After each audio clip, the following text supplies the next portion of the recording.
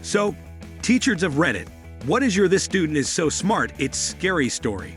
Story number 1. I was doing a 500-piece puzzle with some kids. I was a preschool teacher. We finished the puzzle, except for one piece, which was nowhere to be found. Kid comes in, takes one look at the puzzle on the table, says, "Oh, are you missing that? I know where it is." Reaches into another completely different 500-piece puzzle, rummages for like 10 seconds, pulls the piece out, fits it in. I asked him how he knew it was there. He said he had done the other puzzle for a bit and noticed it. I asked him how long ago. Christmas, he says. It was February at the time. Kid was maybe 5 at the time. Might be more memory than intelligence. But that was crazy to see. Such a great kid in somewhat dire circumstance. I hope he's gotten all the opportunities he deserved. Story number 2. I work with 18 to 24-month-olds. And we have an 18-month-old who can have literal conversations. Perfect sentence structures. Perfect verb conjugation. Perfect pronunciation. Even L and R. Knows all the alphabets. Numbers, colors, shapes by sight. Some of the others know some of those things, but I've never seen a baby this advanced. I sometimes forget she's only 1 year old because she seems more like 3. Just tiny like a 1-year-old. Her dad brought her back from a well baby checkup telling us that the doctor asked, "Does she say any words yet?"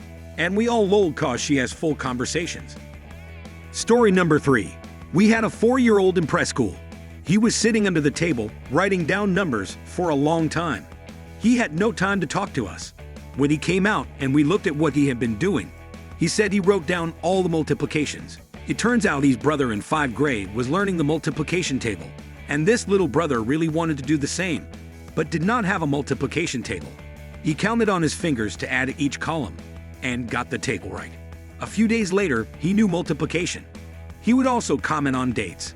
If someone told they had their birthday on June 12, he would say that is in 184 days, almost immediately. On an excursion, we passed some statues with birth and death dates, and he would casually sum up. He was 78 years and 110 days old. She was born 33 years and 120 days before him, etc. I think he was maybe more focused and willing to understand than necessarily so smart.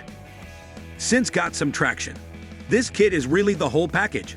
He is enthusiastic about everything. Gymnastics, science, art, math. Not at all to compete, just because it is what he likes. Other kids just follow him. And he is often the center, and he is kind and nice. Never seen him push, hassle, or brag. Just enjoys taking in all facets of life. I just wanted to show him I could see who he was. I treated him as an adult in conversations and feedback. He was of course childish in many ways, but behind the noise of childishness was a wise soul I wanted to know and encourage. Story number 4. I taught high school math. One of my freshman students divided 1134 by 63 in his head in less than a second. I let him finish the problem, and then after he arrived at his answer, I asked him, "How did you do that?" He looked at me with this blank stare as if he was thinking, "You can't do that." He proceeded to say, "Well, I doubled 63 and then multiplied that by 10. And then I saw that 1134 was just the difference of those two numbers, so 18.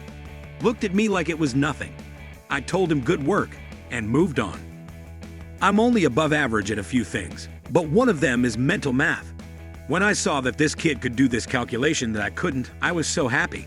It was one of my happiest moments as a teacher. I didn't help him in that moment, but to know I played a small part in his math education felt so good. Okay, I get it, you're all geniuses. I wish I had you all in my math class. Story number 5. Not a teacher, but a proud big brother. My baby sister was 5 when I came home from college for the summer after actually figuring out calculus. And I explained it to her, and she wrote it down in her journal. Yes, she kept 1 from the time she was about 4. Fast forward after she skipped a few grades in elementary school, and she was taking calculus in high school, and could not understand why it was so easy, and reread her journal, figured it out, and called me, laughing. She has a PhD in high-energy physics and does research at CERN. Yeah, that stuff. Desperately proud of her. Story number 6. I'm a piano teacher on the side, Teaching a 4-year-old how to read sheet music before she can read books.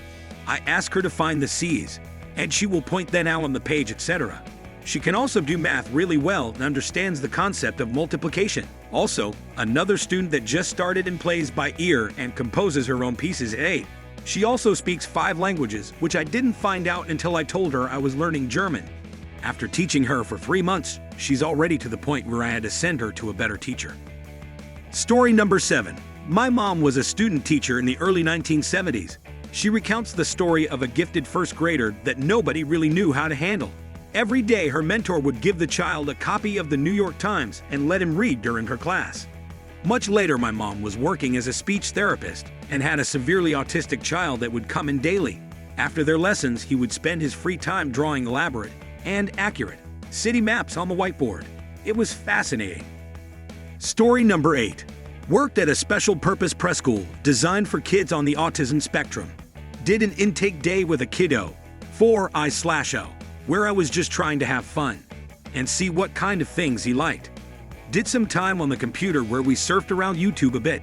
He searched up a video about our solar system and began to explain to me the difference between the inner solar system and the outer solar system, what they're made of, sizes, electromagnetic fields to compensate for distance from the sun, etc. I had to Google everything he was saying because I had no idea if it was true. Story number 9. Not a teacher, but had a classmate who was, and still is, a genius. I distinctly remember him asking very complex questions on the current reading literature and making constructive arguments. It was over my head, but our teacher was offended and argued back that he didn't understand anything and slash or an overachiever. I think they were over her head as well.